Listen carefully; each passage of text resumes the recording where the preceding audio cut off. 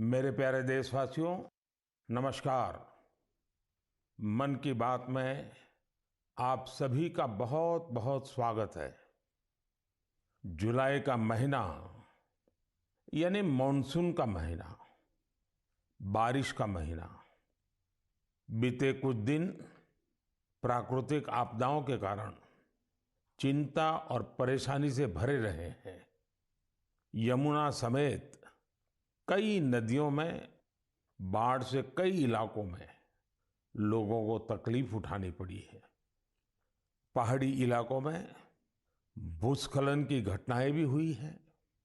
इसी दौरान देश के पश्चिमी हिस्से में कुछ समय पूर्व गुजरात के इलाकों में बिपरजॉय साइक्लोन भी आया। लेकिन साथियों, इन आपदाओं के बीच हम सब देशवासियों ने फिर दिखाया है कि सामूहिक प्रयास की ताकत क्या होती है। स्थानीय लोगों ने, हमारे एनडीआरएफ के जवानों ने, स्थानीय प्रशासन के लोगों ने दिन रात लगाकर ऐसी आपदाओं का मुकाबला किया है। किसी भी आपदा से निपटने में हमारे सामर्थ्य और संसाधनों की भूमिका बड़ी होती है, लेकिन इसके साथ ही हमारी संवेदनशीलता और एक दूसरे का हाथ थामने की भावना उतनी ही अहम होती है। सर्वजन हिताय की यही भावना भारत की पहचान भी है और भारत की ताकत भी है। साथियों, बारिश का यही समय वृक्षारोपण और जल संरक्षण के लिए भी उतना ही जरूरी होता है। आजादी के अमृत महोत्सव के दौरान बने 60,000 से ज्यादा अमृत सरोवरों में भी रौनक बढ़ गई है। अभी 50,000 से ज्यादा अमृत सरोवरों को बनाने का काम चल भी रहा है। हमारे देशवासी पूरी जागरूकता और जिम्मेदारी के साथ जल संरक्षण के लिए नए नए प्रयास कर रहे हैं। आपको याद होगा, कुछ समय पहले मैं एमपी के शहडोल गया था। वहां मेरी मुलाकात पकरिया गांव के आदिवासी भाई बहनों से हुई थी। वहीं पर मेरी उनसे प्रकृति और पानी को बचाने के लिए भी चर्चा हुई थी। अभी मुझे पता चला है कि पकरिया गांव के आदिवासी भाई बहनों ने इसे लेकर काम भी शुरू कर दिया है। यहां प्रशासन की मदद से लोगों ने करीब 100 कुओं को वाटर रिचार्ज सिस्टम में बदल दिया है। बारिश का पानी अब इन कुओं में जाता है और कुओं से ये पानी जमीन के अंदर चला जाता है।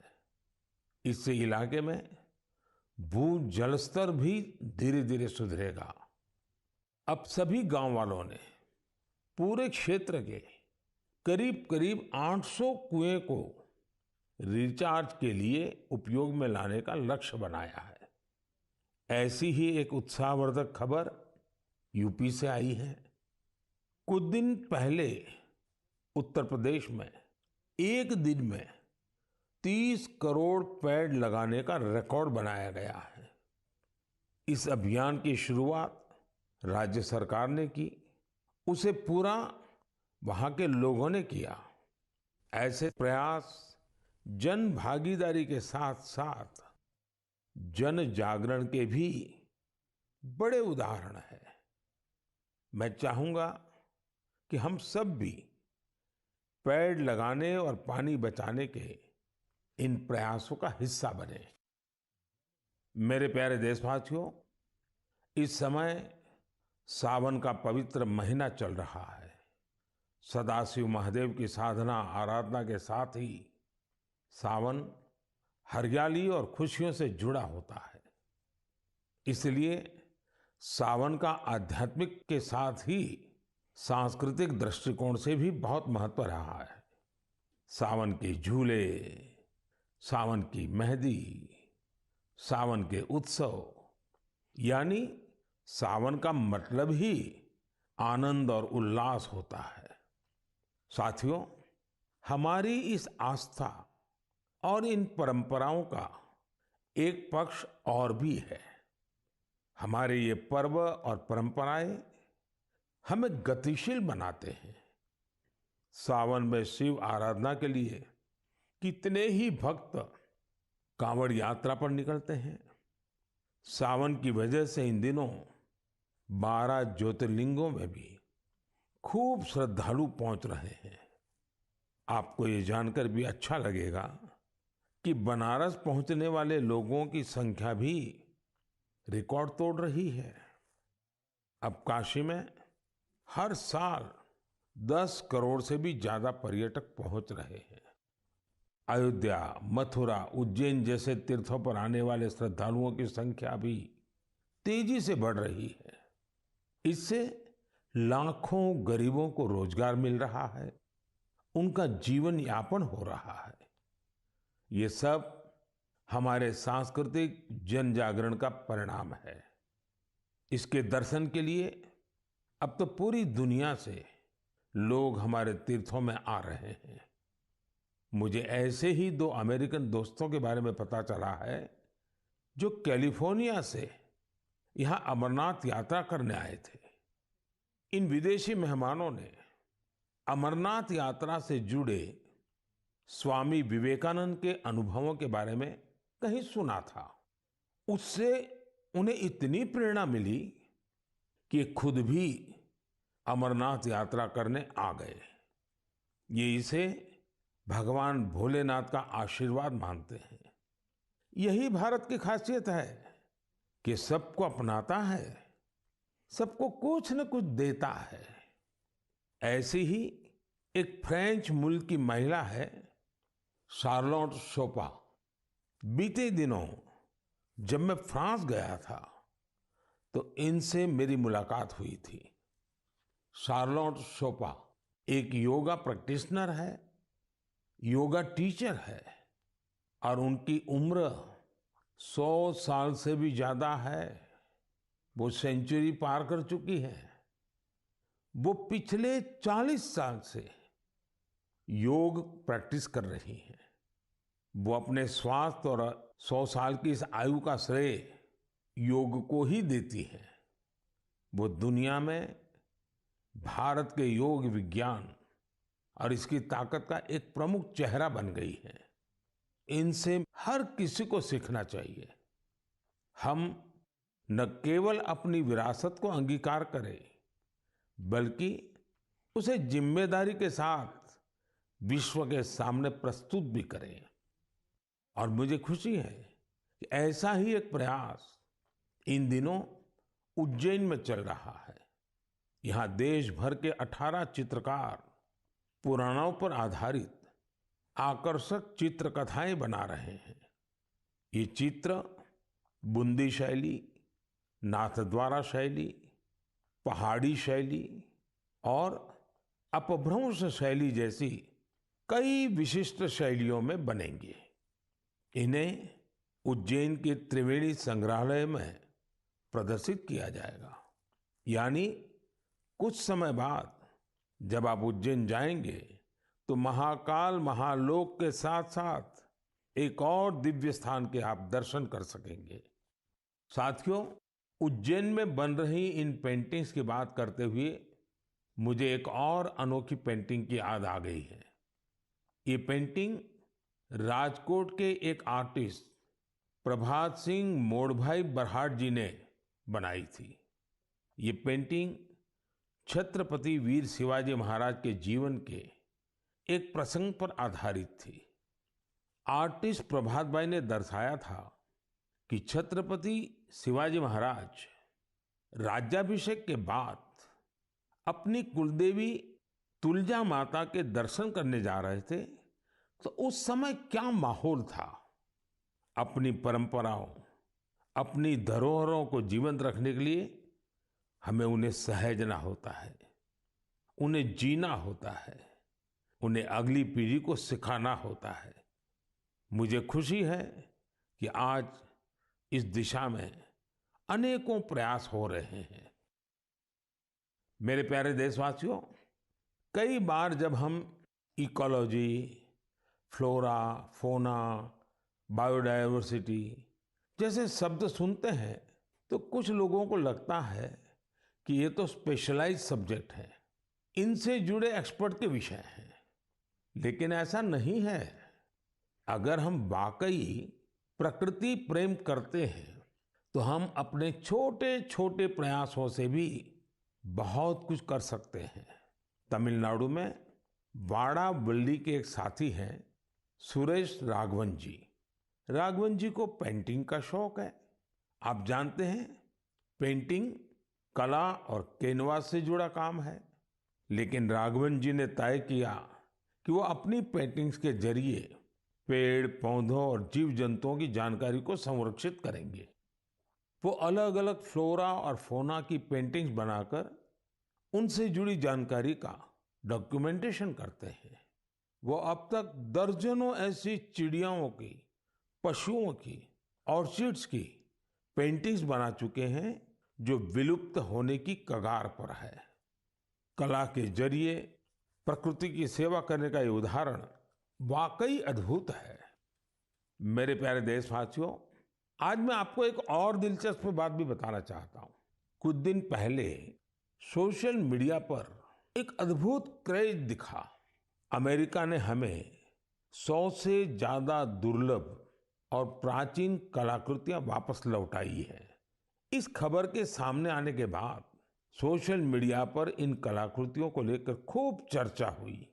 युवाओं में अपनी विरासत के प्रति गर्व का भाव दिखा।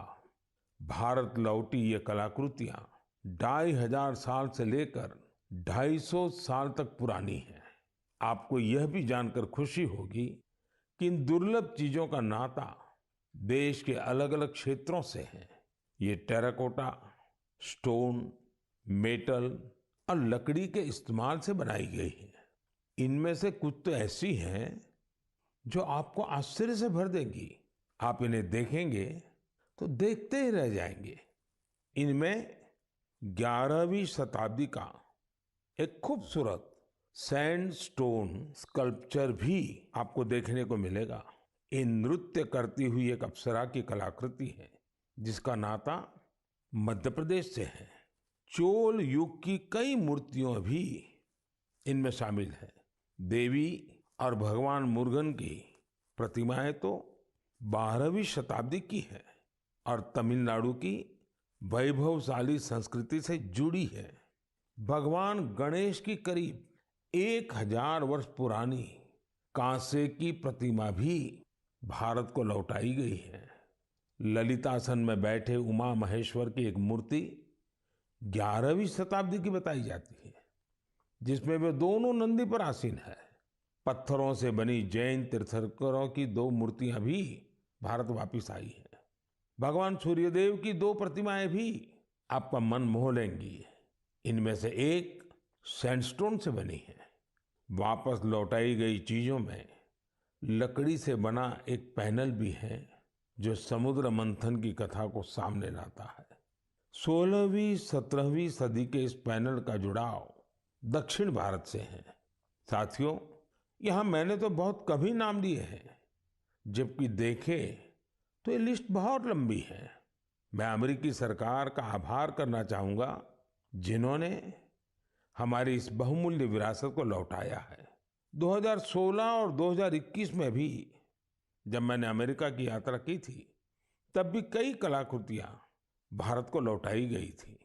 मुझे विश्वास है कि ऐसे प्रयासों से हमारी सांस्कृतिक धरोहरों की चोरी रोकने को, इस बात को लेकर के देश भर में जागरूकता बढ़ेगी। इससे हमारी समृद्ध विरासत से देशवासियों का लगाव भी और गहरा होगा। मेरे प्यारे देशवासियों, देवभूमि उत्तराखंड की कुछ माताओं और बहनों ने जो पत्र मुझे लिखे हैं वो भावुक कर देने वाले हैं। उन्होंने अपने बेटे को, अपने भाई को खूब सारा आशीर्वाद दिया है। उन्होंने लिखा है कि उन्होंने कभी कल्पना भी नहीं की थी कि हमारी सांस्कृतिक धरोहर रहा भोजपत्र उनकी आजीविका का साधन बन सकता है। आप सोच रहे होंगे कि यह पूरा माजरा है क्या? साथियों, तो मुझे ये पत्र लिखे हैं चमोली जिले की नीति माणा घाटी की महिलाओं ने। ये वो महिलाएं हैं जिन्होंने पिछले साल अक्टूबर में मुझे भोजपत्र पर एक अनूठी कलाकृति भेंट की थी। ये उपहार पाकर मैं भी बहुत अभिभूत हो गया। आखिर हमारे यहाँ प्राचीन काल से हमारे शास्त्र और ग्रंथ इन्हीं भोजपत्रों पर सहेजे जाते रहे हैं। महाभारत भी तो इसी भोजपत्र पर लिखा गया था। आज देवभूमि की ये महिलाएं इस भोजपत्र से बेहद ही सुंदर सुंदर कलाकृतियां और स्मृति चिन्ह बना रही हैं। माणा गांव की यात्रा के दौरान मैंने उनके इस यूनिक प्रयास की सराहना की थी। मैंने देवभूमि आने वाले पर्यटकों से अपील की थी कि वो यात्रा के दौरान ज्यादा से ज्यादा लोकल प्रोडक्ट्स खरीदें। इसका वहां बहुत असर हुआ है। आज भोजपत्र के उत्पादों को यहाँ आने वाले तीर्थयात्री काफी पसंद कर रहे हैं और इसे अच्छे दामों पर खरीद भी रहे हैं। भोजपत्र की यह प्राचीन विरासत उत्तराखंड की महिलाओं के जीवन में खुशहाली के नए नए रंग भर रही है। मुझे यह जानकर भी खुशी हुई है कि भोजपत्र से नए नए प्रोडक्ट बनाने के लिए राज्य सरकार महिलाओं को ट्रेनिंग भी दे रही है। राज्य सरकार ने भोजपत्र की दुर्लभ प्रजातियों को संरक्षित करने के लिए भी अभियान शुरू किया है। जिन क्षेत्रों को कभी देश का आखिरी छोर माना गया था, उन्हें अब देश का प्रथम गांव मानकर विकास हो रहा है। ये प्रयास अपनी परंपरा और संस्कृति को संजोने के साथ आर्थिक तरक्की का भी जरिया बन रहा है। मेरे प्यारे देशवासियों, मन की बात में मुझसे इस बार काफी संख्या में ऐसे पत्र भी मिले हैं जो मन को बहुत ही संतोष देते हैं। ये चिट्ठी उन मुस्लिम महिलाओं ने लिखी है जो हाल ही में हज यात्रा करके आई है। उनकी ये यात्रा कई मायनों में बहुत खास है। ये वो महिलाएं हैं जिन्होंने हज की यात्रा बिना किसी पुरुष सहयोगी या महरम के बिना पूरी की है और ये संख्या 150 नहीं बल्कि 4000 से ज्यादा है। यह एक बड़ा बदलाव है। पहले मुस्लिम महिलाओं को बिना महरम हज करने की इजाजत नहीं थी। मैं मन की बात के माध्यम से सऊदी अरब सरकार का भी हृदय से आभार व्यक्त करता हूं। बिना महरम हज पर जा रही महिलाओं के लिए खास तौर पर विमेन कोऑर्डिनेटर्स नियुक्ति की गई थी। साथियों, बीते कुछ वर्षों में हज पॉलिसी में जो बदलाव किए गए हैं, उनकी भरपूर सराहना हो रही है। हमारी मुस्लिम माताओं और बहनों ने इस बारे में मुझे काफी कुछ लिखा है। अब ज्यादा से ज्यादा लोगों को हज पर जाने का मौका मिल रहा है। हज यात्रा से लौटे लोगों ने, विशेषकर हमारी माताओं बहनों ने चिट्ठी लिखकर जो आशीर्वाद दिया है, वो अपने आप में बहुत प्रेरक है। मेरे प्यारे देशवासियों, जम्मू कश्मीर में म्यूजिकल नाइट्स हो, हाई एल्टीट्यूड में बाइक रैलीज हो, चंडीगढ़ के लोकल क्लब हो और पंजाब में ढेर सारे स्पोर्ट्स ग्रुप्स हो, ये सुनकर लगता है एंटरटेनमेंट की बात हो रही है, एडवेंचर की बात हो रही है। लेकिन बात कुछ और है। ये आयोजन एक कॉमन कॉज से भी जुड़ा हुआ है और ये कॉमन कॉज है ड्रग्स के खिलाफ जागरूकता अभियान। जम्मू कश्मीर के युवाओं को ड्रग्स से बचाने के लिए कई इनोवेटिव प्रयास देखने को मिले हैं। यहाँ म्यूजिकल नाइट, बाइक रैली जैसे कार्यक्रम हो रहे हैं। चंडीगढ़ में इस मैसेज को स्प्रेड करने के लिए लोकल क्लब्स को इससे जोड़ा गया है। वे इन्हें वादा क्लब्स कहते हैं। वादा यानी victory against drugs abuse. Punjab में कई स्पोर्ट्स ग्रुप्स भी बनाए गए हैं जो फिटनेस पर ध्यान देने और नशा मुक्ति के लिए अवेयरनेस कैंपेन चला रहे हैं। नशे के खिलाफ अभियान में युवाओं की बढ़ती भागीदारी बहुत उत्साह बढ़ाने वाली है। ये प्रयास भारत में नशे के खिलाफ अभियान को बहुत ताकत देते हैं।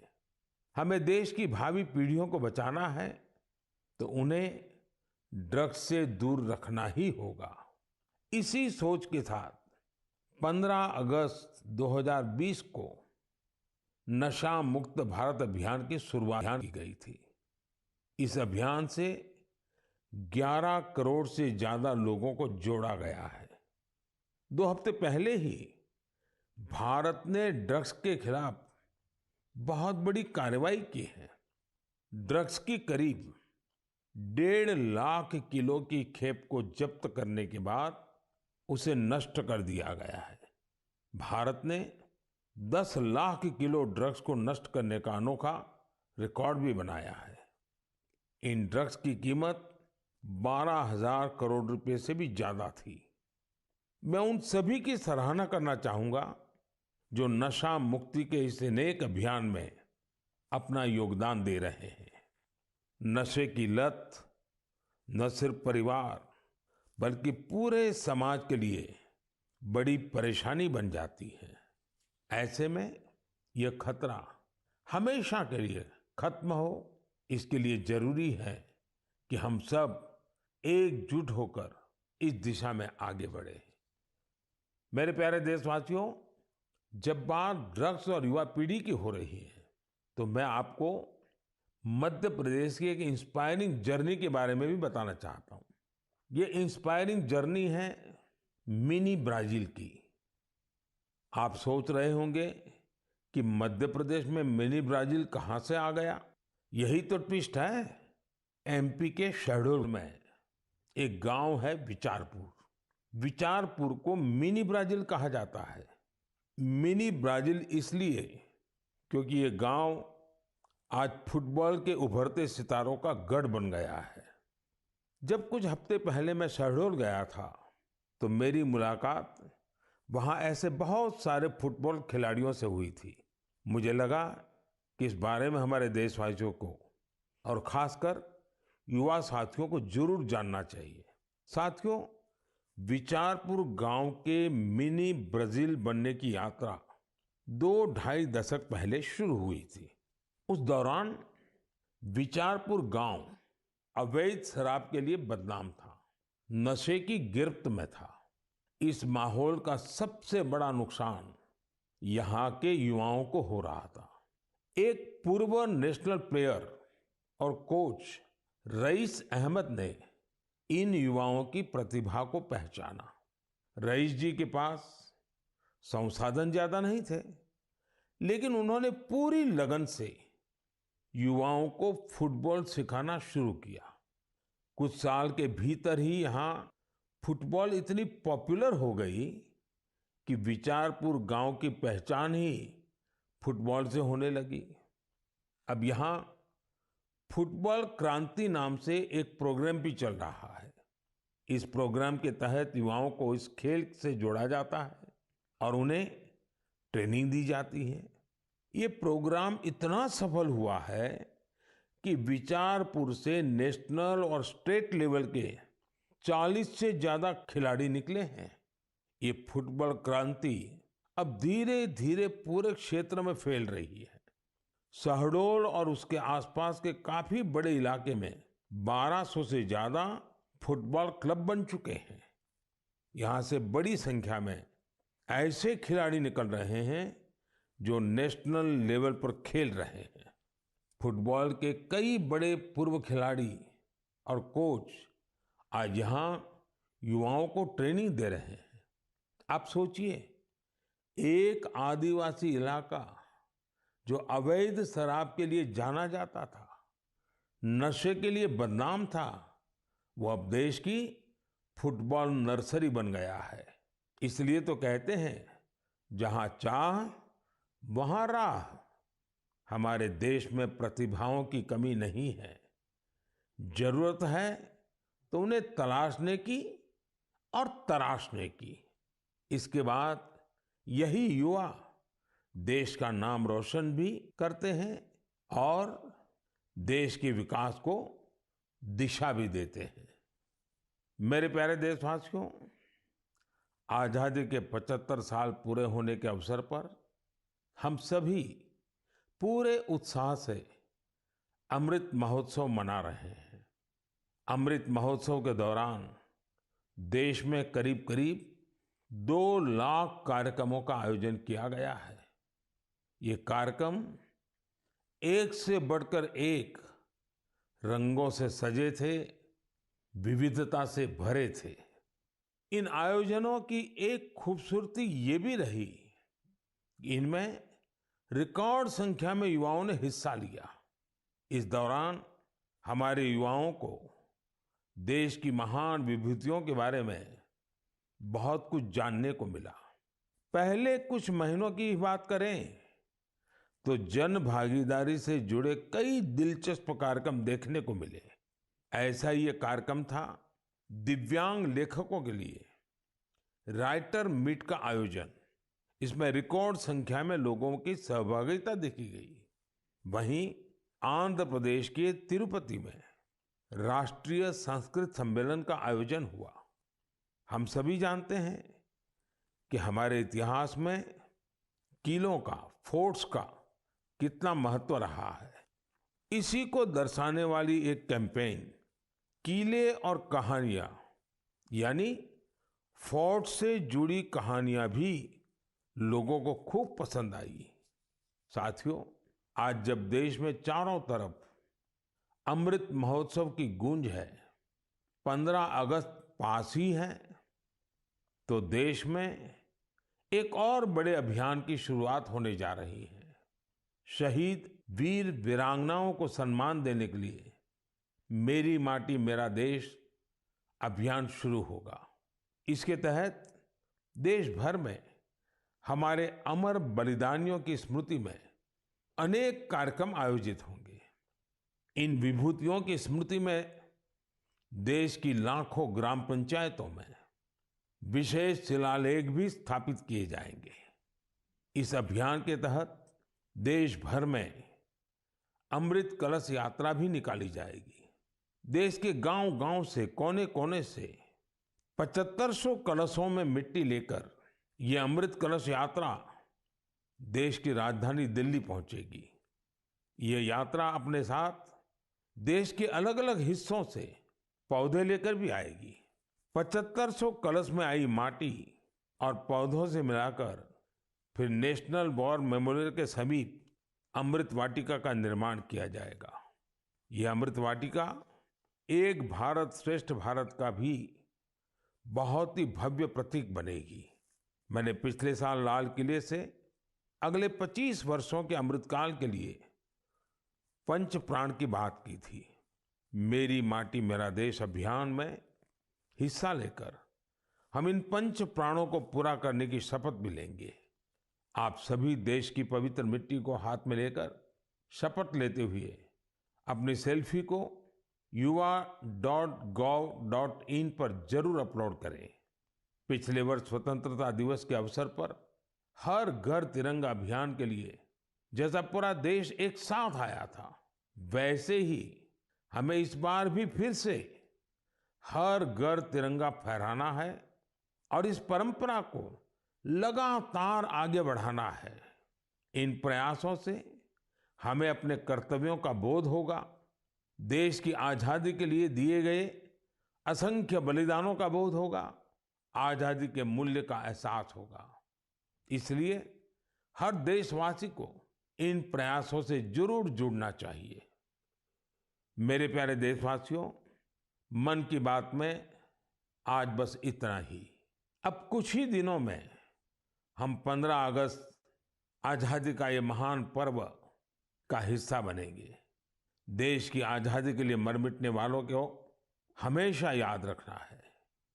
हमें उनके सपनों को सच करने के लिए दिन रात मेहनत करनी है और मन की बात देशवासियों की इसी मेहनत को, उनके सामूहिक प्रयासों को सामने लाने का ही एक माध्यम है।